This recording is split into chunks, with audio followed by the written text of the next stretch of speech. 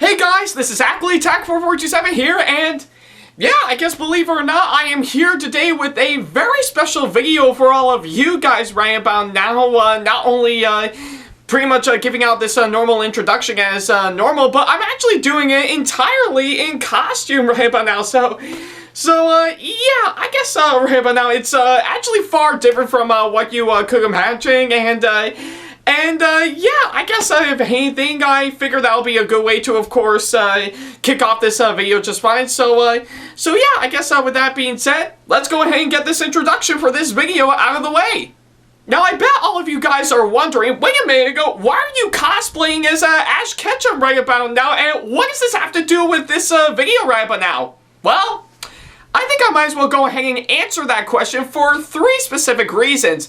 Number 1, I think in case a lot of you guys are wondering, this is of course a different version of Ash Ketchum that I'm cosplaying right about now, which is of course on his outfit from the X and Y series when he actually spent some time over at the Kalos region, which is actually one of my favorite generations from Pokemon right about now, and I've actually showed off pictures of this costume back right around last year, and I'm actually really quite proud of it. Pretty much everything from, of course, what you're seeing right about now, from, of course, the jacket, the hat, the shirt, and even the pants and the shoes right about now. It's actually really great, and I do hope to, of course, not only debut at future conventions once they get themselves back up and running once again, but hopefully for a future video that I'm actually gonna work on later on. So yeah, that pretty much takes care of that, and yeah, which of course leads to number 2. No, I did not get rid of my original Ash Ketchum cosplay. In fact, I still currently have it in my possession right about now, and I'm still making really good use to it right about now. So yeah, even though I actually do have this this version hung right about now, I am not giving up the original version. Nevertheless, I'm just trying out different versions of course, the exact same character I'm cosplaying, similar to what I did for, of course, my gender bend Ruby Rose cosplay for sure. So yeah, that'll take care of that. And of course, number 3, in case a lot of you guys are wondering, well, oddly enough, today actually marks a very special occasion right about now that I do kind of feel deserves to have its own video right about now. You see, if you cannot tell from, of course, the date of when this video is posted, right down in the description box. You see it? See right there?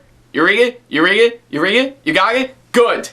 Today is officially April the 23rd, 2021, right about now, which, oddly enough, it actually marks as a very special occasion for one project that I did years ago that I'm actually really quite proud of for sure, and in case a lot of you guys are wondering what it is, let me explain.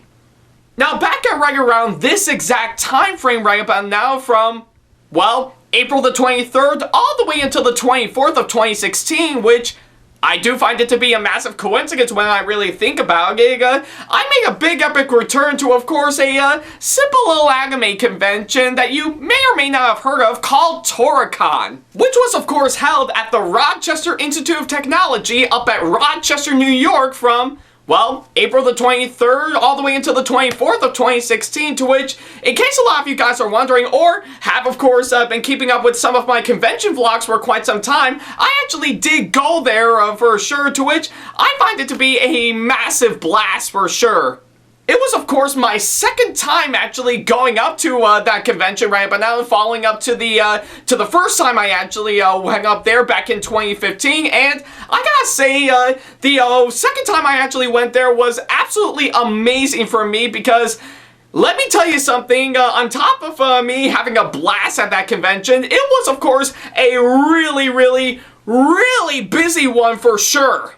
To which, in case a lot of you guys wanted to know why I think it's actually a really busy one for me around that time frame is, actually actually quite simple because, well, I not only have to go out cosplaying as Ash once again, following up to the first time I actually did it, as well as, of course, vlog at that convention, which is actually a really common theme for, of course, me at conventions right about now. But I've also filmed bits and pieces for, of course, one family movie collaboration review that I did around that time frame, which was, of course, on the Amazing Panda Adventure, to which you can definitely find it on my second channel, SamAttack4427 the ThomasFan1 Productions.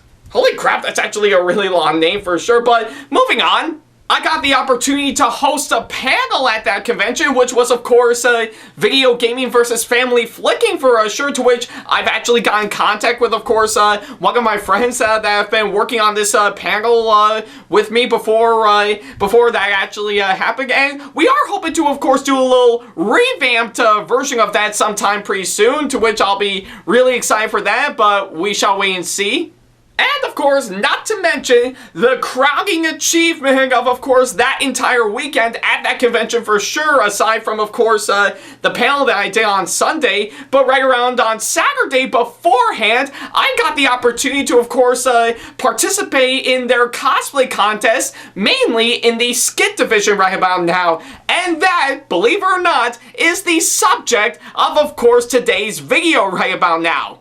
Now, in case a lot of you guys are wondering what skit I actually performed at Tora-Con's cosplay contest right around on Saturday, well, believe it or not, it is a simple little Pokemon comedy skit that I actually did, which is, of course, entitled Ash Ketchum and the Annoying Narrator, to which, yeah, I think I have to say is actually a really interesting one, to say the least, and I'm actually really proud of it for sure, because it is not only the second skit I actually performed following up to, of course, the first one I did the year before, which was, of course, Pokespam back in 2015, but this one I've actually worked really hard on to actually perfect it just right, to which I think I actually did do an incredible job, to which I not only started work on it right around the time I actually got my new iMac computer, to which I'm still currently using right but now to, of course, make videos for sure, but I think I've also gotten plenty of interesting surprises for sure. To which, for starters, this is actually one skit that I did that is completely original right about now, and no, it's not a parody of another comedy sketch that I actually saw, or something out of boredom right about now. No, this one I actually did completely original right about now, while, of course, being inspired by, of course, not only some aspects of Pokemon for sure, where I think I know in the anime they actually might have broken the fourth wall several times, but also actually mainly got inspired from Deadpool, or most likely both for that matter, and of course not only that, it also actually includes the voice of TrevorPalVA, who actually came out from his role as Boko in Benjo and Bilzui's Excellent Adventure around that time frame for sure, to of course voice the narrator for, of course, that skit that I did. I mean, I'm not joking. I actually did talk to him through Facebook messaging right about now, and actually told him about the skit, and when I actually showed him the script for the project, he immediately expressed interest in voicing him, to which I think is actually really quite amazing. And I do remember right about now that the lines he sent to me to, of course, help me edit the skit together is actually really amazing, and has gotten a good laugh out of me for sure. So yeah, that's actually probably the main reasons why for sure. But believe it or not, those are not the only ones for sure. Probably the biggest surprise out of this skit right about now, when I actually first performed it at the cosplay contest, is that I not only got met with, of course, some amazing laughs and, of course, roar applause from the audience, but believe it or not, I was actually taking, of course, one of the top places for sure in that said cosplay contest, to which, in case a lot of you guys are wondering, I actually took third place in their skit division in that said contest right by now, to which I not only won a gift card for Joanne Fabrics, but I've also won a really nice medal for sure. And you know what? I still have this medal to this day right about now, to which, yeah, I guess if anything, it's actually really quite amazing, and I'm really happy on the way it turned out. That's how good it is. To which, if you actually combined all of those at once, I have to say I am really proud of course, this skit by far. And I mean, okay, yeah, some parts of it could have been a whole lot more funnier, but I do have to say I am absolutely thrilled to, of course, debut that skit right about now. And it's probably one of course, my biggest accomplishments that I've actually done by far, too. So yeah, that's actually how good it is.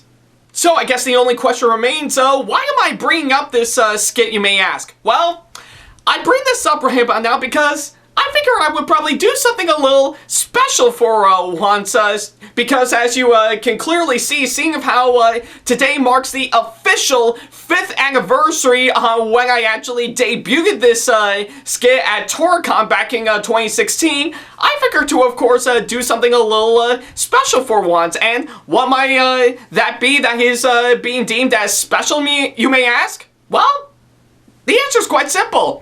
How about I do a little side-by-side comparison on, of course, the skit in its entirety for sure. Yeah, that's what I figure I would do. Yes, folks, in honor of course, the 5th anniversary on when I actually debuted this skit at the cosplay contest, I've decided to, of course, do a little side-by-side comparison video on the skit in its entirety, with, of course, one side of it being footage of course, the skit that I performed that my mom was kind enough to film for me, to which you can actually find in its own individual video in my convention vlogs and highlights series, as well as, of course, footage from the official cosplay contest itself, which actually does contain the skit in its entirety for sure. And yeah, I guess if anything, I will also include the official audio file of the skit for sure, just to let you hear it in its entirety right but now, to which, in case a lot of you guys wanted to check those out, you can, of course, not only find the link to, of course, the full official cosplay contest from Tora-Con themselves that you can find on their YouTube channel, but also, of course, the link that will take you to, of course, the official audio file of the skit in its entirety on Google Drive, to which, of course, they are both provided in the description box below, in case a lot of you guys wanted to know. And yeah, that's what I kind of figure I would do right about now. Oh, and also, just to be fair right about now, pretty much the latter footage that I actually mentioned on, of course, the skit for sure from, of course, the cosplay contest video that Tora-Con themselves actually filmed for sure. Yeah, just to be clear, I do not own the footage of course, the entire cosplay contest for sure. It is completely owned by Tora-Con themselves, and this is all completely under fair use for sure. I do not hold accountable for any broken copyright laws for sure, just to be fair. And so, yeah. That is literally about it for sure. I've got nothing much else to say about this one right about now, though. Yeah, I think this introduction must have gone on way longer than what I anticipated right about now, but I guess for if anything, this is something that I figure that I would give to all of you guys in honor, of course, of the skit's 5th anniversary right about now. But hey, if I'm actually really proud of course, this skit when I actually first performed it, I guess I am definitely proud of course, putting up this video on it now. So yeah, I guess that's literally about it. So I guess all that's left is of course sit back, relax, and of course cuddle with of course Pikachu over here for sure. I mean, I can't be Ash Ketchum without having Pikachu for sure. So yeah, I guess what else can we say except me and Pikachu would like to say enjoy today's video right about now. We hope a lot of you guys really enjoyed it. I mean, I certainly did when I first performed it, but yeah, I figured that'll be a good way to, of course, celebrate its 5th anniversary right about now. So yeah, I seem to be going on for way too long. So yeah, I guess if anything, enjoy today's video, everybody. Take care.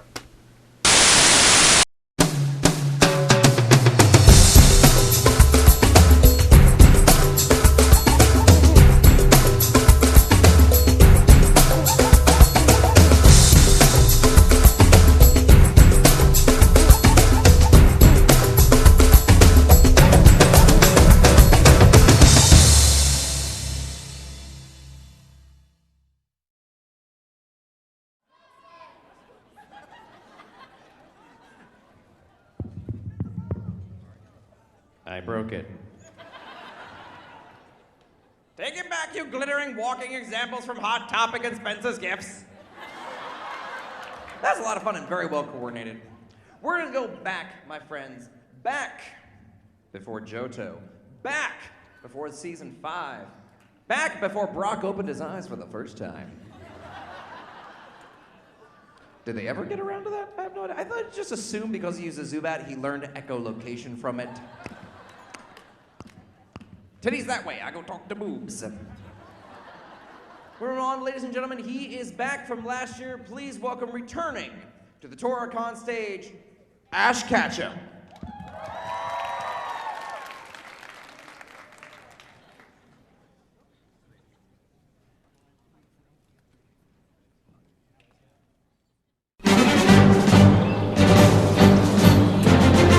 Here we go, Pikachu. This looks like a good spot to rest.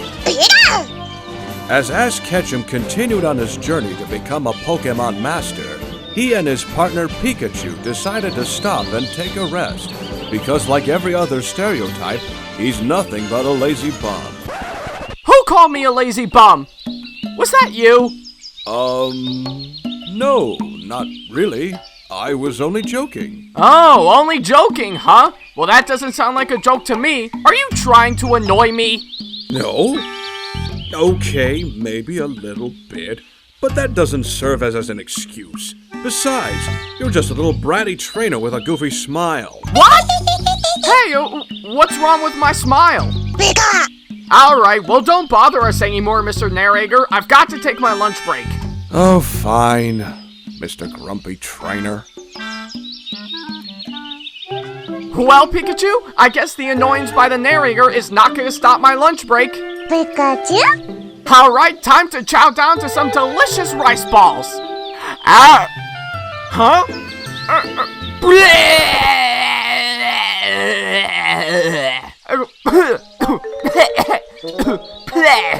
Who put this stuffed parrot in my backpack? Yeah, Ash.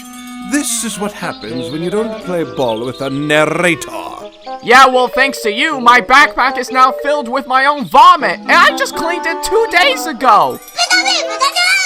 Well, too bad, so sad. Oh no, I forgot! I'm supposed to deliver all these cans of Pokemon food to Misty at Cerulean City. Come on, Pikachu, our lunch break will have to wait.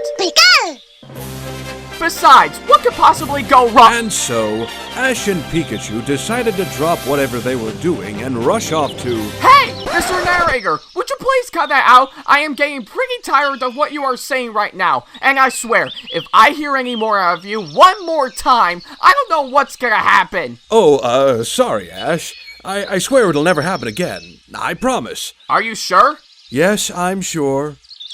Okay. Come on, Pikachu. Hopefully Misty will have some... So, as I was saying before, Ash and Pikachu decided to drop whatever they were doing and rush... That's it! I've had enough of this! Pikachu, use Thunderbolt on the narrator! Well, my career is pretty shocking, to say the least. I'm not dead. Well, that'll take care of him. Come on, Pikachu, let's get out of here before that annoying narrator wakes up!